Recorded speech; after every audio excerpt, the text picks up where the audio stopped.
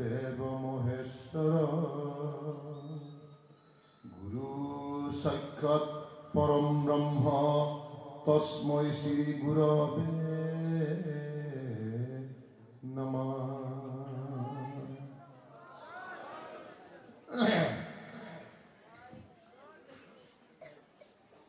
ভকত আৰু গুৰুৰ সম্পৰ্ক কেনেকুৱা? আজি 7 দিন পালন কৰি 7 দিনে একখানে গেলো, প্ৰায় একখান গেলো ভকতৰ লগত।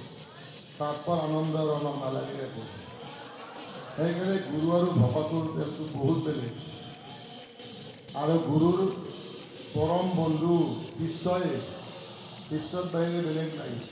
সেইকাৰণে নামঘোষা পাওঁতে গুৰুজনাই লেখছি, অ গুৰুৰ পৰম প্ৰিয়তম নাই নিজ ভকত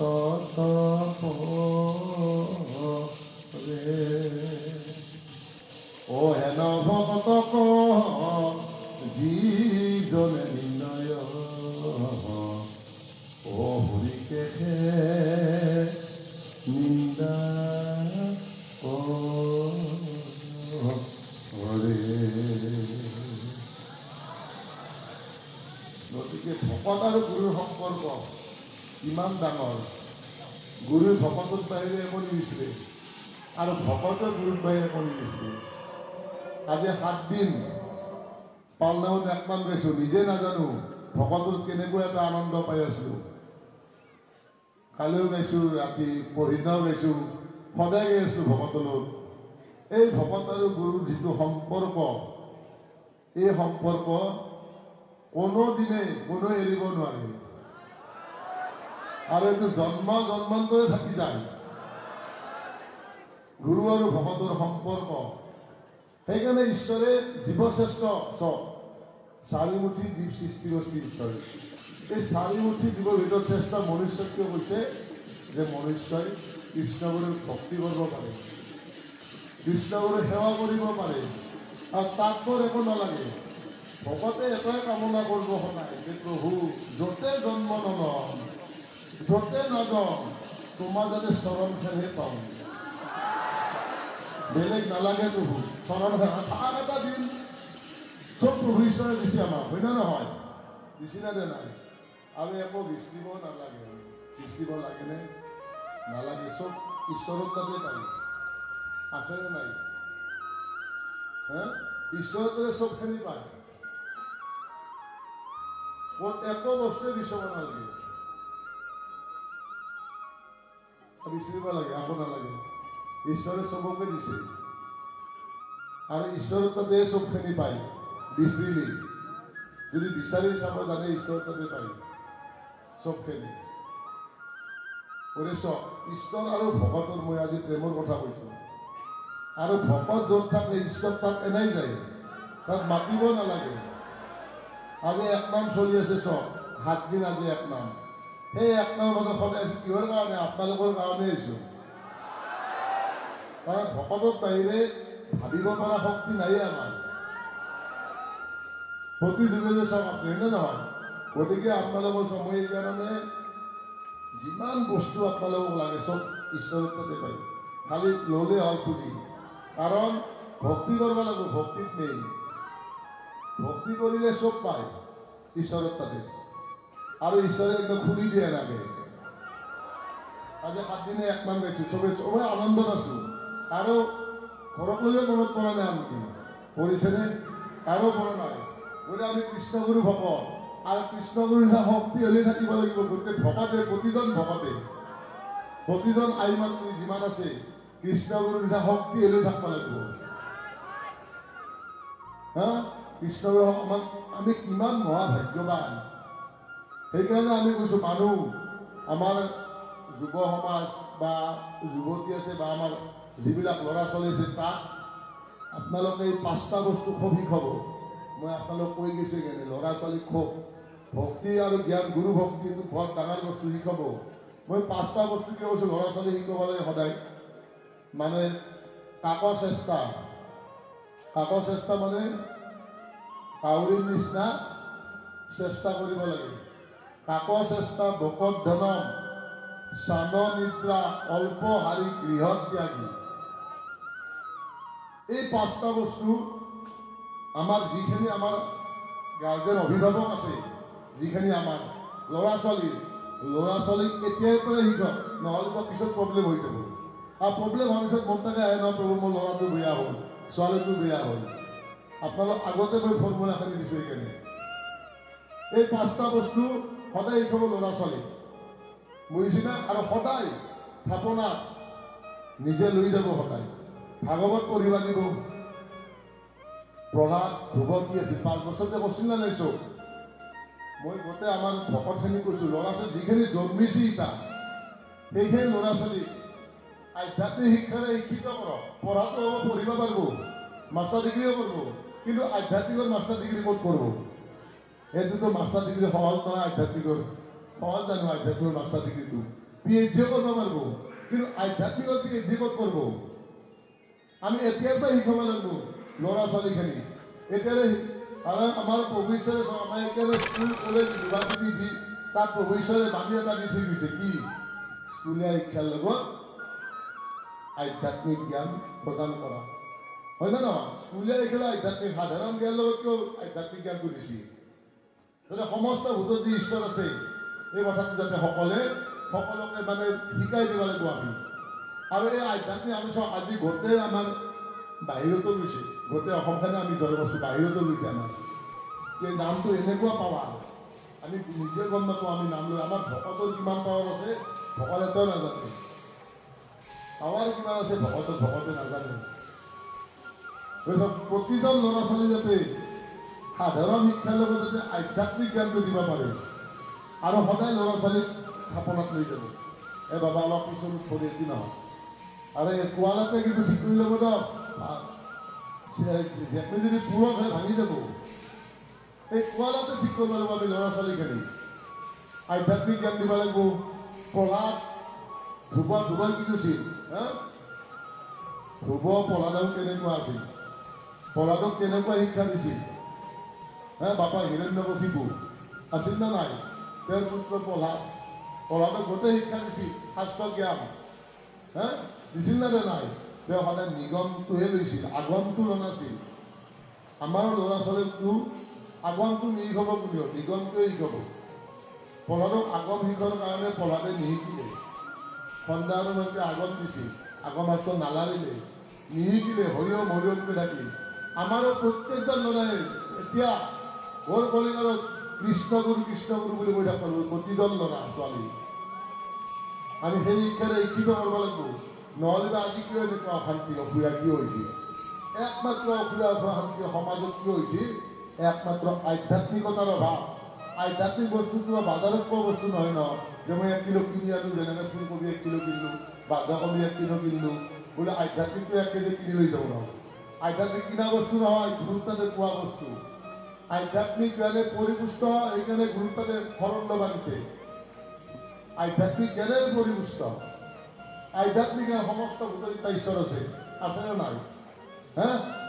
আছেনে নাই সমস্ত ভূততে? আছেনে নাই? সমস্ত ভূতত যদি ঈশ্বৰ আছে, তেনেহ'লে আমি কাকো বেয়াকৈ ক'ব নোৱাৰোঁ, কাৰো সমালোচনা কৰিব নোৱাৰোঁ, কাকো গালিও পাৰিব নোৱাৰোঁ। আমাৰতো সমালোচনা গালি পাৰা বেছি আছেনে নাই? ভকতৰ মাজতে কেতিয়াবা লাগেনে?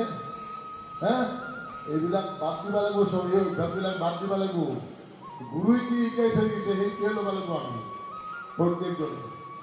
আৰু গুৰুৰ যিটো আদৰ্শ, সেইখিনি আদৰ্শই আমি জগতত প্ৰতিষ্ঠা কৰিব লাগিব।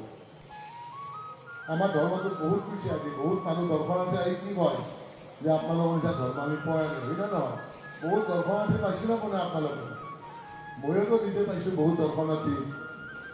আমাৰ ভকতখিনি বেছি হেৰি ল'ব লাগিব, গুৰুৰ প্ৰতি ভক্তি বেছি ৰাখিব লাগিব। আমাৰ ভকতখিনি আমাৰ গুৰুমুখী অনুষ্ঠান, হয় নে নহয়? গুৰুমুখী অনুষ্ঠানত গুৰুৰ প্ৰতি ভক্তি, গুৰুৰ প্ৰতি শ্ৰদ্ধা আৰু ভকতৰ প্ৰতি প্ৰেম, এইকেইটা থাকিব লাগিব। কিন্তু ভকতে যদি হিংসা কৰে, তেতিয়াহ'লে কি হ'ব? গুৰু এই শিকাইছে কিজানি ভকতক। সেইকাৰণে ইহঁতৰ ভকতৰবিলাক শুদ্ধ আৰু হেৰি কৰে, হিংসা কৰে, সমালোচনা কৰে। কোনোদিনে সমালোচনা নকৰিব, মই আপোনালোকক কৈছোঁ। আৰু সমালোচনা কৰিবলৈ ঈশ্বৰকে কৰা হ'ল। সমস্ত ভূতত যদি ঈশ্বৰ থাকে, গতিকে সকলোতে আছে নাই? হা? চবতে যিমান জীৱ আছে, অকল আমি জীৱ নহয়, পাহাৰ পৰ্বত চৰাই চিৰিকটি চবতে আছে ঈশ্বৰ, আছেনে নাই? গতিকে আমাৰ মানুহৰ কিমান ভুল কৰোঁ আমি, হা? আমাৰ মানুহতো অলপমান বস্তু খালে আমাৰ ভাগে নাপাওঁ।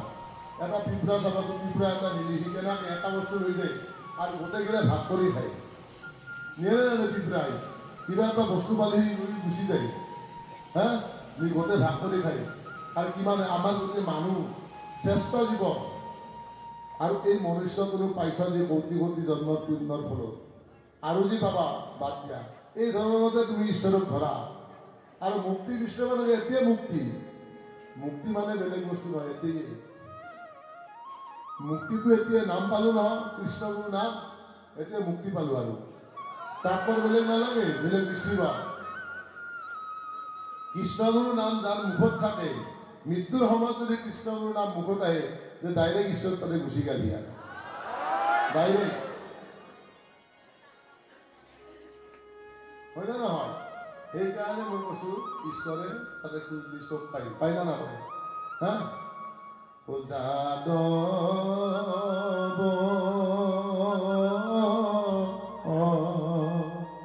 কি দিব মাধৱৰা, ব্ৰহ্মাণ্ডৰ ভিতৰে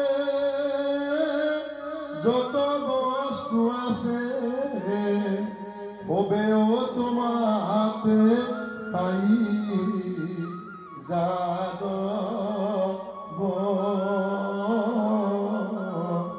কি দিব মাধৱৰা। গোটেইখানি ঈশ্বৰতে পাই, কৃষ্ণতে চব পাব, বিচাৰিব লাগিব, বিচাৰি চব পাব। আৰু কৃষ্ণই দেউদেউকে থাকে এনেকে, খালি আপোনালোকে লগ কনজুচ কৰি দিয়ে। কনজুচ হ'লে ঈশ্বৰকে দিব, ঈশ্বৰে নেদে। সেইকাৰণে চব বিশ্ব ব্ৰহ্মাণ্ডত যিমান বস্তু আছে চব বিচাৰি কৃষ্ণৰ তাতে পায়, কিন্তু আমি বিচাৰিব নাজানো। গতিকে আপোনাৰ কৃষ্ণগুৰুৰে ভকত সদায় মনত ৰাখো। প্ৰভু ঈশ্বৰে কিয় কৈছে এনেকৈ হাতযোৰ কৰবা? হা? কিয় কৈছে হাতযোৰ কৰবা? নিচিনা চবকে সকলোকে হাতযোৰ কৰবি। আমাৰ হাতখন আহি যায় চব, এই হাতটো আমাৰ চব আগতে হাত আছিল না, এই মহামাৰী হোৱাৰ পিছত হাত এৰি গেল না। প্ৰভু ঈশ্বৰে চব আগতে সকলোকে নমস্কাৰ দিওঁ, হেণ্ডছেক দিছিল নে নাই? মহামাৰী হোৱাৰ পিছত কি হ'ল? চবে কিয় দিলে? এইটো কাৰ আছিল? এইটো কৃষ্ণগুৰু ঈশ্বৰৰহে আছিল, বাটে কাৰো নাই। ক'ব নোৱাৰে, ভৱিষ্যতত লিখি দিছে প্ৰভুই যে অচিন জগত মানুহ বিপ্লৱ গোটেই বিশ্বত ত্ৰাসৰ সৃষ্টি হ'ব। গোটেই বিশ্বত ত্ৰাসৰ সৃষ্টি হৈছিল না অনেক, হা? চবে হেণ্ডছেক দিয়ে, তাৰপিছত কি হ'ল? চবে নমস্কাৰ দিয়া হ'ল। এই নমস্কাৰ কোনে আনছি?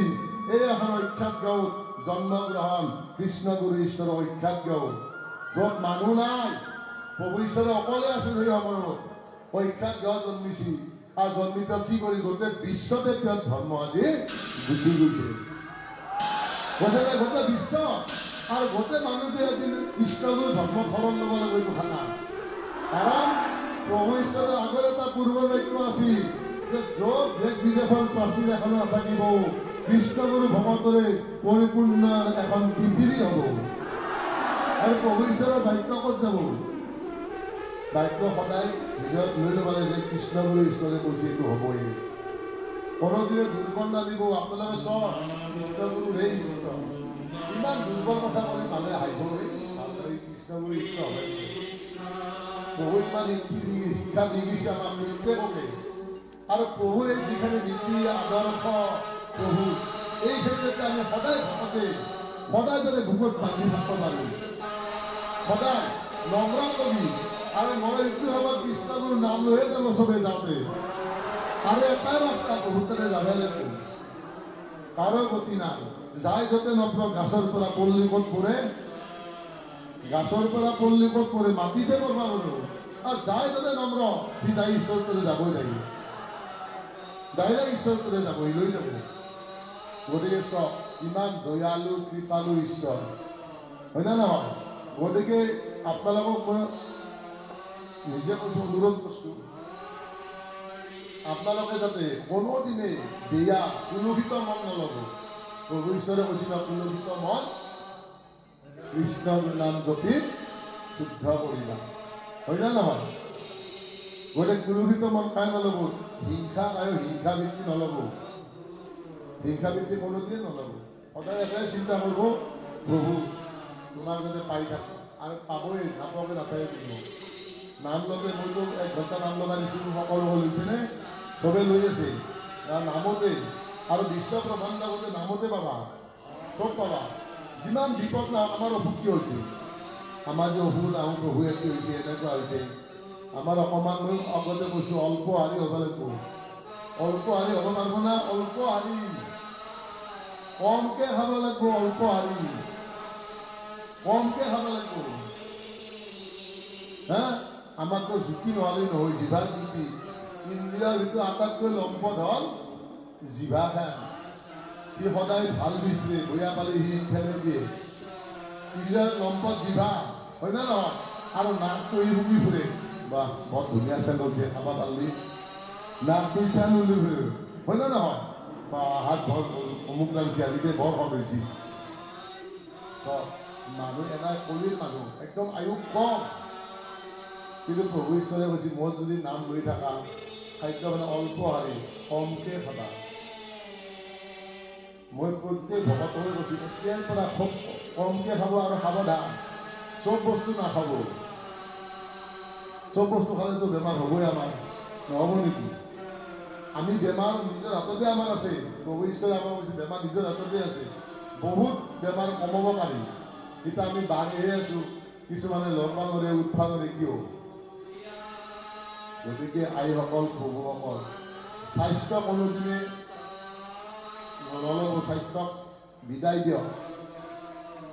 খোজকাঢ়িব, ৰাতিপুৱা আবেলি খোজকাঢ়িব, আৰু কম খাব, আৰু পাৰিলে ৰাতিৰ আহাৰ বাদে দিব লাগে। দিনত যি খালে খালা। এইবুলি মই সৰু ল'ৰা ছোৱালীৰ কথা ক'লে ন, আপোনাৰ সৰু ল'ৰা ছোৱালীবোৰ যদি খাব মানা কৰি হাহাকাৰ হৈ যাব। আপোনালোকৰ এই বয়সস্থ কথাহে কৈছোঁ, ৰাতি পাৰিলে খানা বাদে দিয়ক, আৰু দিনত মজবুতকৈ খাওক, একো এফেক্ট কৰিব নোৱাৰে। আৰু ৰাতি ভাত খাই কিবা খালেও ৰাতি কমেও 1.5 ঘণ্টা বিচনাত যাব নালাগে। 1.5 ঘণ্টা বিচনাত যাব নালাগে, 1.5 ঘণ্টা পাছতহে যাব লাগে। আমাৰ খায়ে শুই দিওঁ নহয়, গাটো বেয়া লাগিলে শুয়ে দিব, অসুখটো বেছি হয়। আৰু সদায় কৃষ্ণগুৰু 5 মিনিট নাম লৈয়ে শুব সকলোৱে। তেতিয়া আপোনাৰ কিবা বিপদ থাকিলেও ৰাতি ঈশ্বৰে আহিব আপোনাক সহায় কৰিব, আৰু তাত ঈশ্বৰ যাবই। আপুনি যদি অৰ্পণ কৰি দিয়ে, নাম লৈ 5 মিনিট নাম ল'বলৈ, প্ৰভু আনিবা, তেতিয়া যাব আপোনাক প্ৰভু ঈশ্বৰে ধুনীয়াকৈ নিয়ে। নাম লোৱাত কঞ্জুচ নকৰিব, 1 টাকা দিয়াত কঞ্জুচ কৰিছে এটি বেলেগ, নাম লোৱাত কঞ্জুচ নকৰিব। ঈশ্বৰৰ পিছত দি দিব লেঠাটো, এইটো নামে ল'ব নোৱাৰিলে ইয়াক দেউৰ হ'ব, হয় না নহয়? ঈশ্বৰে আৰু প্ৰত্যেক ভকতকে পৰীক্ষা কৰে ঈশ্বৰে, চাই থাকে। আপোনালোকে নেদেখা বুলি নাভাবিব, ঈশ্বৰে চাই থাকে। আমাৰ কৃষ্ণগুৰু মহাবিদ্যালয়ৰ ছাত্ৰ ছাত্ৰীসকল খুব শুইছিল, এটা টাইমত ইমান শুৱে, আৰু আধ্যাত্মিক ক্লাছত আহিব পাৰি যায়।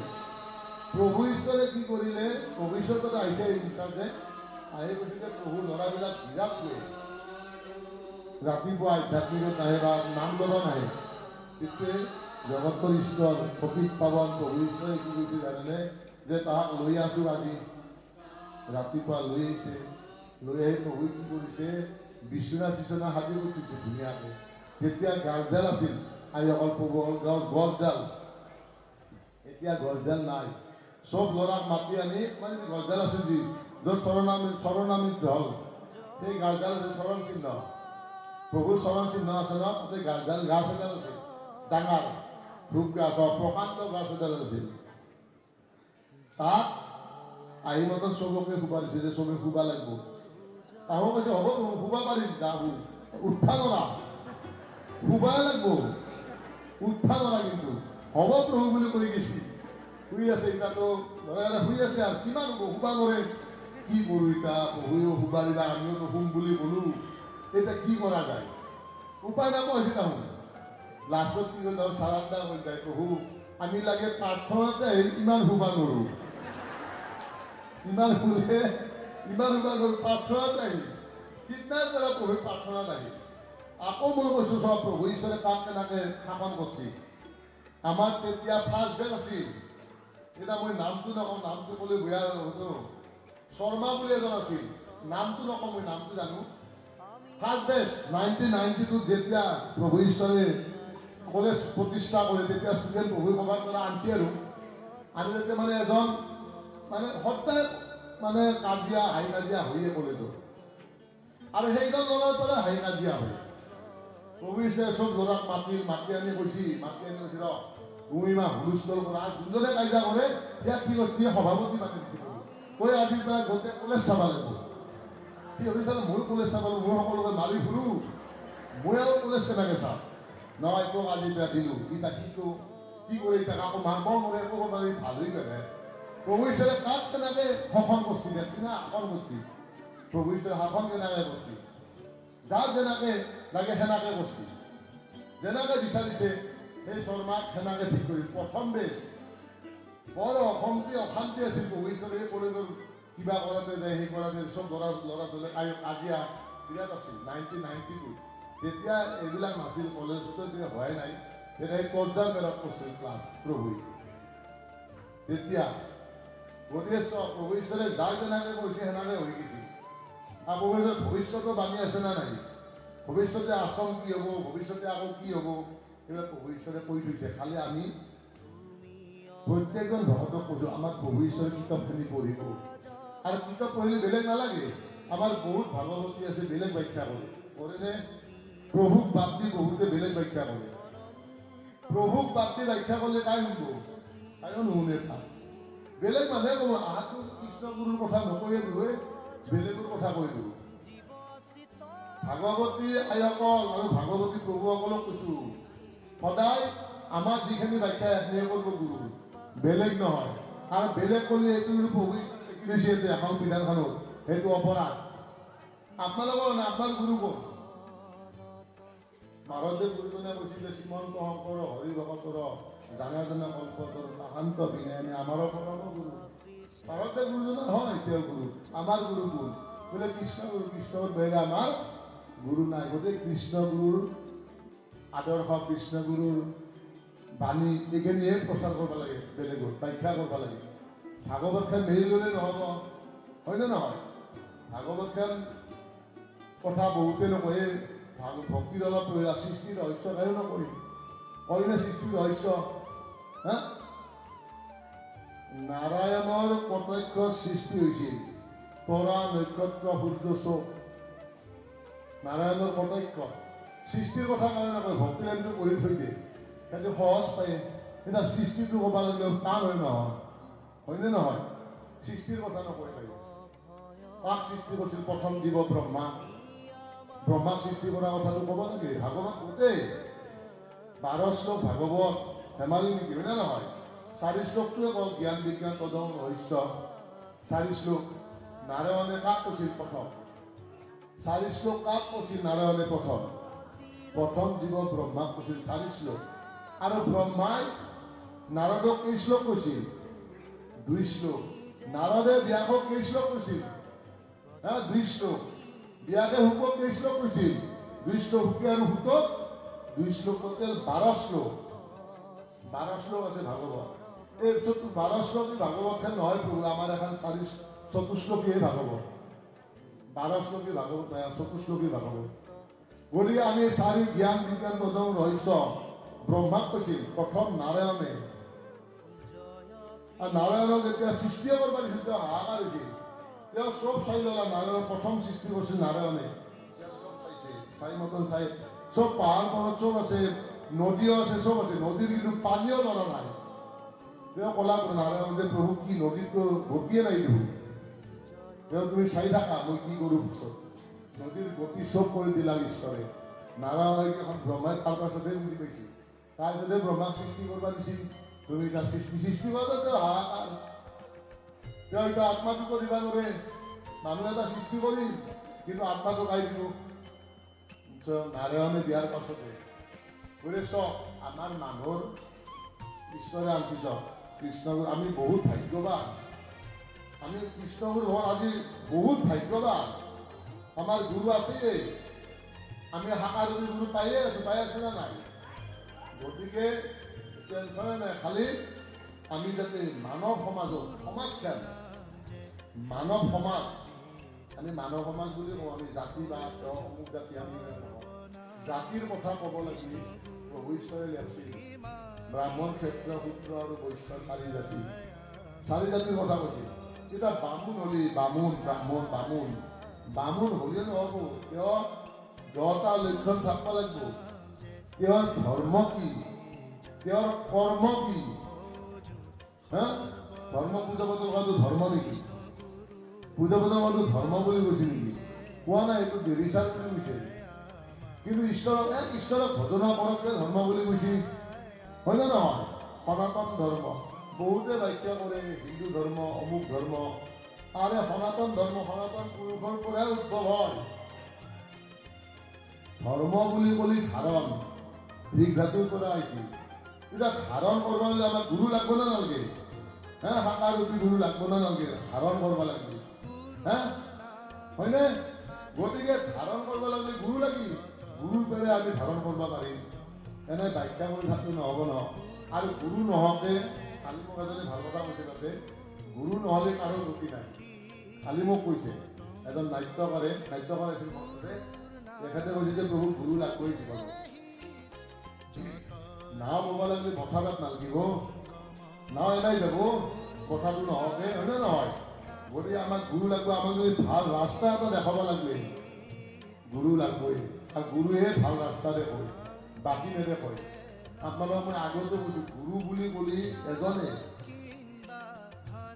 তেখেতৰ মাধ্যমটো বেলেগ নাৰায়ণত নাৰায়ণ আছিলে নে নহয় নাৰদে কি কৈছিল নাৰায়ণ নাৰায়ণ নাৰায়ণ হয় নে নহয় সেইটো সত্য অত্যতা ৰাম আহিল শ্ৰীৰামচন্দ্ৰ তেওঁ ভগৱান হয় নে নহয় মই ৰামায়ণ লিখি আছোঁ ৰামায়ণ আপোনালোকক দি ৰজা দশৰথ আছিল দশৰথৰ পুত্ৰ ৰাম আৰু 4 পুত্ৰ হয় নে নহয় দশৰথৰ এইটো দশৰথৰ 4 পুত্ৰ আপুনি চাওক দশৰথ ৰজা 7 ঘৈণীয়েক আছিল 7 আছিল পত্নী দশৰথ ৰজাৰ আৰু তাৰে ভিতৰত এই 3জন মেই কি কৌশল্যা সুমিত্ৰা আৰু কৈকেয়ী এই 3জন মেই 7 আছিল এই 3জন মেই ডাঙৰ দশৰথ ৰজাৰ ল'ৰা ছোৱালী নাছিলতো অনাছিলতো দশৰথৰ এই দুখতে তেওঁ পহু চিকাৰত গৈছিল মোৰতো ল'ৰা ছোৱালী নাইয়ে গতিকে পহু চিকাৰত গৈছিল দশৰথ ৰজাই মই থুলমূলকৈ কৈছোঁ আপোনালোকক যেতিয়া পহু চিকাৰত তেওঁৰ আৰু এটা গুণ আছিল শব্দভেদী বান প্ৰয়োগ কৰিব পাৰে কাৰোবাৰ মাত শুনাৰ লগে লগে তেওঁ জানে যে অমুক আছে আমাৰ শ্ৰৱণ কুমাৰৰ নাম শুনছি না অন্ধ পিতৃ মাতৃ আছিল না শ্ৰৱণ কুমাৰৰ হা তেওঁ কি হ'ল এই শ্ৰৱণ কুমাৰে তেওঁ মানে নদীত সেই পানী তুলি আছিল বাপেক মাক অন্ধ তাৰমানে ৰাতিপুৱা বাপেক মাকক খাদ্য দি আশ্ৰমত থৈ যায় শ্ৰৱণ কুমাৰে অন্ধ পিতৃ মাতৃ তাতে নাম লৈ থাকে বাপেক আৰু মাকে গধূলি বাপেক ৰাতিপুৱা ওলাই যায় পুতাকে যাই মতন চব বস্তু আনি আৰু দিব পুতাকৰ ধান্দাতে থাকে পুতাকে আছিল চকু অকল পুতাকে তাহোঁতো দেখাই নাপায় তেওঁ মানে কি হ'ল অন্ধ পিতৃ মাতৃ পুতাক তাৰমানে গধূলি পানী তুলিব লাগে কলহত পানী আনব আৰু বাপেক মাকক বুলি পানী আনাতে মানে সেই পহুই পানী খোৱা বুলি ভাবি দশৰথ ৰজাই তেওঁতো শব্দধ্বনি বান প্ৰয়োগ কৰি দিলা দিয়াৰ লগে লগে ইফাল হৈ গ'ল শ্ৰৱণ কুমাৰৰ হাহাকাৰ কাঞ্চি খুব কান্দিব কোনে কান্দে এইটো পহুৰ মাজত নহয় মই পহুৱে স্বীকাৰ কৰিছোঁ তেওঁ যাই দিছে অন্ধমুনি তেওঁ মানে তেতিয়া দশৰথ ৰজাক কৈছে যে তুমি মোক মাত্ৰ হয় ঠিকে আছে মোৰ কিবা কৰ্মফল হয়তো আছিল সেইকাৰণে মই আজি বানত মই হেৰি হ'লোঁ গতিকে মই এটা কাম কৰোঁ মোক পিতামাৰ ওচৰত লৈ যাব লাগিব আৰু পিতামাই তোমাক কি কৰে সেইটো কিন্তু মই ক'ব নোৱাৰিম পিতা নাই তোমাৰ কি মই নাজানো তাৰপাছত তেওঁ লৈ গ'ল তাৰ মাজত সদ্যা লৈ যাওঁ মৃত চমন কুমাৰক লৈ গ'ল মাক বাপাকৰ ওচৰত মাক বাপাকে আৰু গম পায় না বোলে বাবা ধন আহিছা নেকি নাই বাবা ধন আহিছা বোলে আঁতৰি দশৰথ যায় মাত যে মই আহিছোঁ এনেকুৱা হ'ল তোমাৰ পুত্ৰ মোৰ ঘৰত সৰ্বিত্ত হৈ তেওঁ মৃত্যুবৰণ কৰি মানে খুব দুখত থাকিল আৰু তেওঁ অভিশাপ দিলা চাওকচোন মানুহক অভিশাপ দিলেও লাগে নহয় তেওঁ প্ৰধান ল'ৰা ছোৱালী নহ'ব বুলি অভিশাপ দিছিল কিন্তু ঈশ্বৰৰ ইচ্ছা তেওঁ 4 যুগে আহিব বুলি কৈছে তোমাৰ গৰ্ভত 4 যুগে আহিব দিয়ক ৰাম লক্ষ্মণ ভৰত শত্ৰুঘ্ন এই শ্ৰৱণ কুমাৰে কৈছিল আৰু শ্ৰৱণৰ পিতৃ মাতৃয়ে কৈছিল আৰু সেইমতে তেওঁ ৰাম আহিল ৰাম লক্ষ্মণ ভৰত শত্ৰুঘ্ন আহি তাৰ পাছত কি হ'ল ৰামৰ তেতিয়া 12 বছৰ ৰাম জন্মাৰ পিছত 12 বছৰ 12 বছৰৰ পিছত কি কৰে আপোনাৰ ৰামৰ গুৰু কোন আছিল জানানে কোন আছিল ৰামৰ গুৰু কোন বিশ্বমিত্ৰ তাত আকৌ কি কৰে গোটেই আশ্ৰম বহুতখন আশ্ৰম আছে ন সেই আশ্ৰমত 14.5 কোটি ৰাক্ষস আছিল 14.5 কোটি ৰাক্ষস ভাব আৰু 14 কোটি ৰাক্ষসৰ ভিতৰত মাৰিচ আৰু এজনী দুজন মেইন আছিল গোটেই আশ্ৰমত অশান্তি দিছিল যিমান আশ্ৰম আছিল বিশ্বমিত্ৰ চবতে অশান্তি দিয়ে তেওঁ ভাবিল যে ইমান অশান্তি দিয়ে গতিকে মই এটা কাম কৰোঁ ৰামকে লৈ আহোঁ ৰামৰ বাহিৰে এই 14 কোটি 14.5 কোটি ৰাক্ষসক বধ কৰিব কোনেও নোৱাৰে তেওঁ গ'ল ৰামক বিচাৰি গ'ল যাই খালে দশৰথ ৰজাক ক'লে যে মই তোমাৰ পুত্ৰক নিবা আহিছোঁ মোৰ আশ্ৰমত বিৰাট অশান্তি এই ৰাক্ষসবিলাক আহি এনে অশান্তি দিয়ে মই থাকিব পৰা নাই গতিকে মই তোমাৰ পুত্ৰক নিম তেতিয়া দশৰথ ৰজা কৈছিল যে মইতো পুত্ৰক দিব নোৱাৰোঁ মই নিজে যাম দৰকাৰ হ'লে মই নিব নোৱাৰোঁ কিন্তু দশৰথ ৰজাৰ এজন গুৰু আছিল মই নামটো পাহৰিলোঁ দশৰথ ৰজাৰ গুৰু এজন আছিল গুৰুজনে কৈছে যে তুমি ৰামক নিবা দিয়া নহয় তোমাক অভিশাপ দিলে তুমি কিন্তু মৃত্যুবৰণ হ'ব তোমাৰ নিশ্চিত আগেৰে গুৰুবিলাকে অভিশাপে দিছে অভিশাপ দিলে মৰেও মানুহ ক'লা যে তোমাক কিন্তু অভিশাপ দিব তুমি গোটেই ৰামক যাবা দিয়া তাৰপিছত ৰাম গ'ল ৰাম আৰু লক্ষ্মণ গ'ল লক্ষ্মণে ক'লে যে ময়ো যাম তোমাৰ লগত বোলো ব'লা গৈছে গৈ ৰাতি কি কৰিছে ৰেষ্ট লৈছে আৰু তেতিয়া ইন্দ্ৰ আছিল না ইন্দ্ৰ আছিল ৰাতি মানে শুইছে আৰু ৰাতি সকলোতে কি কৰিছে গোটেই অস্ত্ৰবিলাক আহিছে নহয় ৰামত তাতে অস্ত্ৰ গোটেই অস্ত্ৰ আহিছে ৰাতিপুৱা সাৰ পাই গৈছে অস্ত্ৰ কি কথা ৰাক্ষসক মাৰিব লাগিব না গোটেই ইন্দ্ৰই অস্ত্ৰবিলাক দিছে গোটেই ৰাক্ষসক বধ কৰে গোটেই কিন্তু ৰাৱণক বধ কৰিব পৰা নাছিল কিয় জানেনে আপোনালোকে জানেনে ৰাৱণৰতো 10টা মাথা হয়নে নহয় 10টা মাথা হয়নে ৰাৱণৰ ৰামে যিমানে মাৰে এটা মাথাই হাঁহি থাকে চব ঈশ্বৰকো এজন ভকতৰ দৰকাৰ না আছিল বিভীষণ লগত বিভীষণে আহি কৈছে যে দাদাক তুমি মাৰিবা নোৱাৰিবা ইমান সহজ নহয় তেওঁ বল লৈছিল ব্ৰহ্মাৰ পৰা বল লৈছিল এই চবে ব্ৰহ্মাৰ পৰাই বল লৈছিল তুমি দাদাক মাৰিবা লাগিলে মই তোমাক দেহাটো দিওঁ চব ৰাম সৰু হৈ গৈছিল ঈশ্বৰো সৰু হৈ যায় ভকতৰ লগত চব ইমান সৰু হৈ যায় ৰামে কাণৰ কাষত কৈছিল যে তুমি ৰাৱণক যদি বধ কৰিব বিচৰা তেনেহ'লে তুমি তাক নাভিত মাৰা খৰ যেতিয়া নাভিত মাৰি দিয়ে ৰাৱণ লগে লগে চব কিন্তু বিভীষণে আহি কাটি দিছিল ৰামে যুদ্ধ কৰি আছে তেতিয়াতো জগতৰ ঈশ্বৰ তেওঁ জানে চব সমস্ত কিন্তু এজন ভকতৰ দ্বাৰাই তেওঁ সেইখিনি কাৰ্য সিদ্ধি কৰি নাভিত মাৰি দিয়াৰ লগে লগে ৰাৱণ শেষ কিনিছে আৰু তাৰপিছত কাক ৰজা পাতে বিভীষণক আমাৰ বিভীষণক বহুতে ঘৰ বৈৰী বুলি কয় হয় না নহয় ঘৰ বৈৰী বিভীষণ বহুতে ব্যাখ্যা কৰে বেলেগ বেলেগ হয়নে বিভীষণ একান্ত ভকত আছিল ৰামৰ আৰু এনেকে হনুমানেও ঈশ্বৰৰ ৰামৰ বাক্যতে নাছিল কাক নাছিল বালি আছিল না নাই বালিৰ ভাগ কোন আছিল সুগ্ৰীৱ বালিৰ ভাগ আছিল সুগ্ৰীৱ সেই যুদ্ধত গৈছিল এজন ৰাক্ষস মাৰিব মই খাটাহে কৈছোঁ এই ৰাক্ষস এজন মাৰিব গৈছিল মাৰাতে ঘূৰি নাহা দেখা পাই ভাবিল যে দাদাকে মাৰিল তাৰ দাদা এবছৰ ওলাই আহিছি ন, আহি দেখে আৰে কি হ'ল, গোটেইবিলাক আছে, হনুমান ৰাম চব আছে। আৰু দাদাটো আহিলতো ৰাক্ষসজনকহে মাৰি আহিল দাদাকে। এতিয়া কি কৰে, সুগ্ৰীৱকতো ৰাজা পাতছি, এতিয়া বালিক যদি মাৰি নেদে, হনুমানে কাণৰ কাষত কৈছিল প্ৰভু ৰামৰ হেৰক বালিক মাৰি দিয়ক, চকচো বাক্যমতে কাম মাৰি দিলে। তাৰপিছত লাষ্টত সুগ্ৰীৱক ৰজা পাতিলে। এনেকে ৰাৱণ আৰু হনুমানক একচুৱেলি ৰাৱণে হনুমানক বান্দাৰ বুলি নহ'লে বা হনুমানক মাৰিব পাৰে ৰাৱণে। তেওঁক ধৰিলে সীতা কাণ্ডতে তেওঁ যেতিয়া ধৰিলে, মই খাটাই কৈছোঁ, তেওঁ যেতিয়া ধৰিলে গোটেই ধৰি আনি ওচৰত লৈ আহিছে, আমাৰ ৰাৱণৰ ওচৰত লৈ আহিছে, লৈ আহোঁতে কৈছে যে এইজনক হেৰি কৰিব পালে বোলে, আৰে বান্দাৰ এটা মাৰিম না মই, এই বান্দাৰে বুলি এৰি দিলা, দিয়াই কি হ'ল গোটেই লংকা তেওঁ লেজেদি কি কৰি জুই লগাই থৈ গেল। আৰু সেই লেজত জুই লগাই মাৰিছে ৰাৱণে, সেই লেজত জুই লগাই দিয়া তিনকে আহিব। লাষ্টত কি হ'ল, গোটেই লংকা খান দাহন কৰি পেলা। কিয়ে তেওঁ ৰাৱণৰ কি হনুমানৰ লেজৰ জুইয়ে গোটেই দাহন কৰি দিলা। চব হয়নে? গতিকে চব মই সদায় কৈছোঁ, ৰাম এজন, মই এইকাৰণে ৰামে পূজা কৰা নাই দিয়ক, আপোনালোকক কৈছোঁ, গোটেই ৰামৰ পূজা কৰা নাছিল, ঈশ্বৰক কৈছিল, তেওঁ স্বয়ং হৈ আছিল না, তেওঁ পূজা কৰা বুলি বহুতে কয়, হয়নে নহয়? বহুতে কয়। এইটো কোনে কয় জানে? তুলসীদাস যি লেখছি যি কিতাপ, এজন বঙালী তুলসীদাস, মই কিতাপ এখনো পঢ়িছোঁ তুলসীদাসৰো। তুলসীদাসে ৰামক পূজা কৰা বুলি কৈছিল।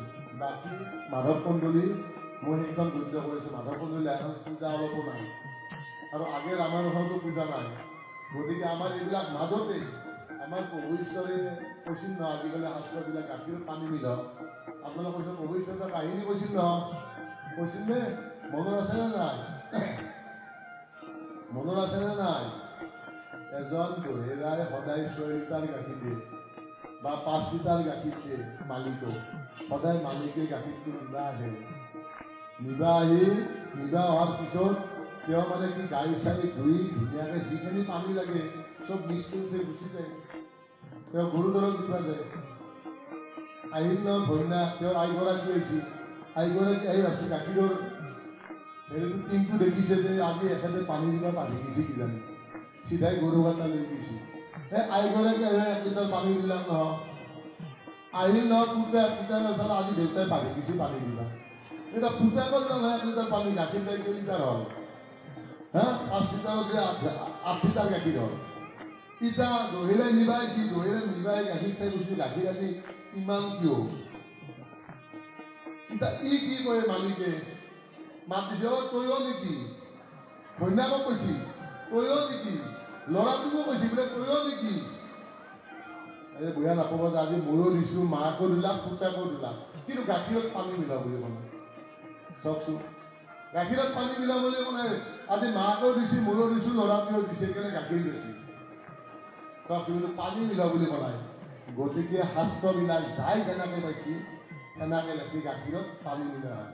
আজিকালি গাখীৰ সদ নাই, 1 লিটাৰৰ আধা লিটাৰ পানীয়ে দিয়ে, ক'ত সদ পাব? এই কিতাপবিলাখনৰ ৰস নাই, আগমখিনি টানি আনিছি, আনি লিখি দিছি, আৰু সেইখিনিয়ে পঢ়িছি। আমাৰ এজন লেখছিল নহয়, আপোনালোকে জানে, ফকাল আৰু নিষ্কাল শিৱ, মই নামটো নকওঁ, জানে চবে বুঢ়া পায় মানুহজনক, হয় না নহয়? নামটো মই নকওঁ। ফকাল আৰু নিষ্কাল লেখছিল আমাৰ শিৱ ভগৱান। শিৱ পুৰাণ, আপোনাৰ পুৰাণ 18খন আছে, মোৰ তাতে আছে, মই দেখাই দিম, নাচাব, ভুলতো নাচাব। মই চালোঁ, বাপৰে শেষ কৰি দিব, ব্ৰেইন মাথা নষ্ট কৰি দিব। মানে ঈশ্বৰৰ একোৱেই নাই ভাগ, খালি শিৱকে। শিৱ ভগৱান নেকি? আমি চব শিৱ, যত্ৰ জীৱ তত্ৰ শিৱ, হয় নে নহয়? যিমান আছো চবেই আমি শিৱ। শিৱ ভগৱান একচাই কেনেকৈ আহিলে? আৰু শিৱই ভাং খায় নেকি? ইতাতো বহুতে ক'ত কি কৰি থাকে। ইতাতো এই বলবুম এটা হৈছে না নাই? বলবুম বুলি কয় নেকি? বাপে যদি খায়ে ডেকা ল'ৰা শেষে হৈ থাকে। এই চব আমাৰ এতিয়া কৃষ্ণগুৰু ল'ৰা ক'ত আছে? 1 নম্বৰ যি সময়ত ল'ৰা ভাগ পালে আমাৰ এতিয়া একেবাৰে বাকী ল'ৰা কোন আছে এতিয়া এই খাব এছ কৰিব কি হ'ব জীৱনটো এনেই যাব কেইটা দিন ভাগ পাইছোঁ সমাজৰ কাৰণে কাম কৰোঁ সমাজে যাতে ভাল পায় সেনেকুৱাহে কাম কৰিব লাগে যে আজিকালি সেই আহিব আৰু এনেকৈ ভাং খাব হা মই ভিগু ভিগু ভিগু ভিগু বুলি এজন মই কাহিনী এটা কৈছোঁ ভিগু গোটেই মাতি আনা মাতিয়ে চলায় যে কোনি শ্ৰেষ্ঠ কোনি তুমি চাই আহা ভিগুক পঠাইছে ভিগুই যাই প্ৰথম ব্ৰহ্মাক তাতে গেল ব্ৰহ্মাই তপস্যাতে আছে ভাবছি ভিগুই চালা ইয়াৰো শ্ৰেষ্ঠ হয় চালা কোনোবা এজন ইয়াৰ ওপৰত আছে বিষ্ণু তাতে গৈছে বিষ্ণু পুৰা ধ্যানত আছে ব্ৰহ্মাই পুৰা ধ্যানত আছে তেতিয়া ভিগু কৈছিলে ইয়াৰো কোনোবা আছে গেল তাৰপিছত শিৱৰ তাতে যেতিয়া গ'ল শিৱ একদম পুৰা নাম গাই আছে ইও নামতে মতলীয়া হৈ আছে পুৰা ব্ৰহ্মায়ো যায় আৰু ভিগুও যায় গতিকে ভিগুৰ লাষ্টত যেতিয়া আহে ভাবিছিলে ইয়াৰো কোনোবা আছে ইও শ্ৰেষ্ঠ নহয় লাষ্টত আহি পলাক যে নাই বিষ্ণুৰ বাহিৰে শ্ৰেষ্ঠ কোনো নাই হা বিষ্ণুৰ বাহিৰে গতিও নে কাৰো গতিকে বিষ্ণুৱে শ্ৰেষ্ঠ লাগিব এজন আমাৰ নিচিনা বৈষ্ণৱৰ কথাটো কৈছোঁ বৈষ্ণৱ শিৱ হয় জানো শিৱ বৈষ্ণৱ আছিল আৰু শিৱৰ দক্ষ যজ্ঞ জানেনে নেহল্ল কন্যা আছিল তাৰে কনিষ্ঠ কন্যা বিয়া কৰিছিল শিৱই দক্ষ যজ্ঞ বুলি চেপ্টাৰ আছে আমাৰ ভাগৱতত সকলোৱে জানে দক্ষ যজ্ঞ হা তেওঁতো যজ্ঞ পাতিছিল নহয় পাতিছিল নাই দক্ষৰে যে যজ্ঞ পাততে শিৱ গৈছিল নেকি কিয় নাযায় হয় নে নহয় আৰু সেই শিৱকেইটা ভগৱান বুলি চবে মানে শিৱ কেনেকে ভগৱান হ'ব চবে ভগৱান বুলি মানে ব্ৰহ্মাক ভগৱান বুলি কৈছে নে কাবাই শিৱ হ'ল ব্ৰহ্মাৰ পুতেক বাকীবিলাক চব আৰু ব্ৰহ্মাক পায়ো ঘটনা নকৰে বাকীবিলাক নহয় কৰে ব্ৰহ্মা একদম মেইন ব্ৰহ্মা গতিকে প্ৰভুৱে অকল ক'লেতো বহুত ক'ব লাগিব 9:30 বাজে বুজিছে না 9:30 বাজে খালি মই এটাই কৈ যাওঁ আপোনাৰ যদি গুৰু ভক্তি যাতে সদায় গুৰু ভক্তি সদায় তাক কৰিলে হ'ল তেতিয়া গুৰুৱে আপোনাক যিমান বিপদ নহওক সেই বিপদৰ পৰা আপোনালোকক ৰক্ষা কৰিব গতিকে গুৰু ভক্তি আৰু নাম এইটা নেৰব প্ৰভু ঈশ্বৰে কি কৈছিল নেৰিবা নাম নেৰিবা 3বাৰ কৈছিল পঢ়ক ল'ৰা ছোৱালীবিলাক ভাল হওক আমাৰ কৃষ্ণগুৰু ভকত ল'ৰাবিলাক কালি যে হয়তো দেশৰ এজন সুনাগৰিক হ'ব এজন ভাল ডাঙৰ ব্যক্তিত্বৰ অধিকাৰী হ'ব তেতিয়া আমি ক'ব পাৰিম দুই হাত দাঙি যে আমাৰ এইজন ভকতৰ ল'ৰা এইজন ভকতৰ ছোৱালী সদায় সেনেকুৱা হ'ব ল'ৰা ছোৱালীবিলাক মই কৈছোঁ আৰু আপোনালোকক গতিকে মই বেছি নকওঁ গতিকে আপোনালোকে যাতে সদায় এঘণ্টা নামটো লয়ে সদায় ৰাতিপুৱা গধূলি এঘণ্টা নাম ল'ব নাম লৈহে ওলাই যাব কাৰোবাই বাইক চলাইছে গাড়ী চলাইছে সদায় জয় কৃষ্ণৰ ধ্বনিটো দিহে যাব তেতিয়া চাব আপোনাক একোৱে হ'ব নোৱাৰে কিবা হ'লেও ঈশ্বৰে টানি লাগিব টানি লৈহে আপোনাক ৰক্ষা কৰিবই মই এতিয়া আপোনালোকক দৃঢ়তেই কৰোঁ সবাই নোৱাৰে একো কৃষ্ণগুৰু নাম যাৰ মুখত থাকে তাত একোৱে হ'ব নোৱাৰে মই কৈছোঁ একোৱে হ'ব নোৱাৰে তাৰ ঈশ্বৰে টানি লৈ আহিব গতিকে আপোনালোকক কৈছোঁ নাম নেৰিবা গতিকে নামটো যাতে সদায় মুখত থাকে ন মই ক'লোঁ আৰু মই অলপ কামো আছে মই আপোনালোকৰ মোৰতো ল'ৰা ছোৱালীটো আপোনালোকে চিনি নাপায়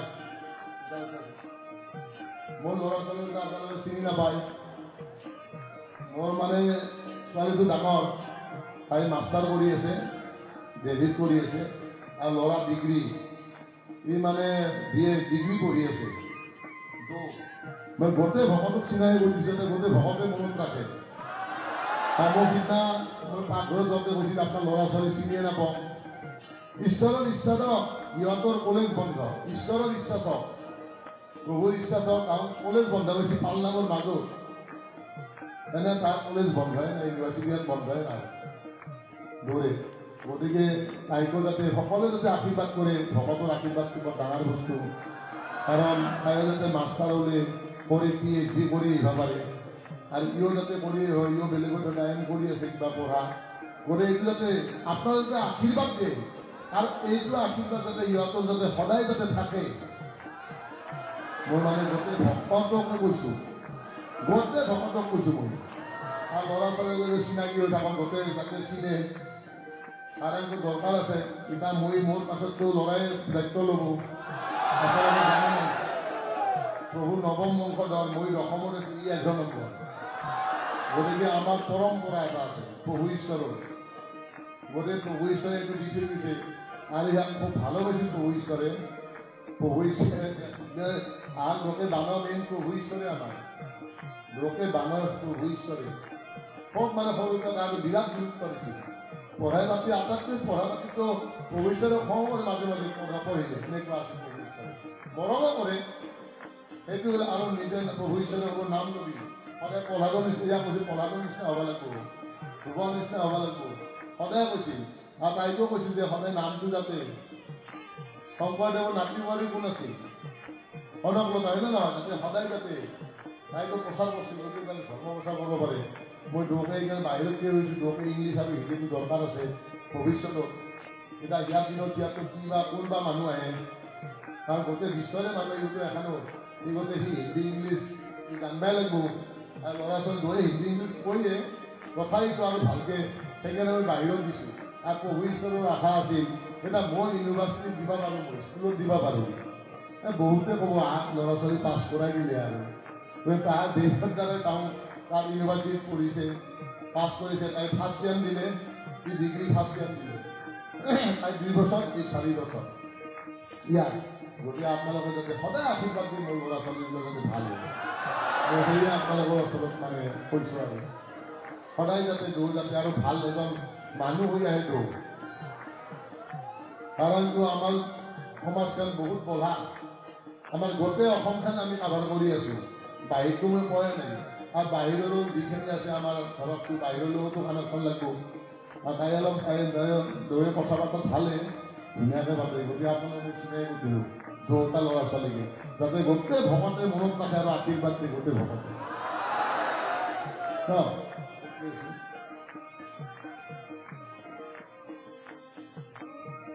আৰু মই মানে ৰন্ধনশালটো মানুহ পালে নহয়, এতিয়া এইটোতো আৰু পেণ্ডেল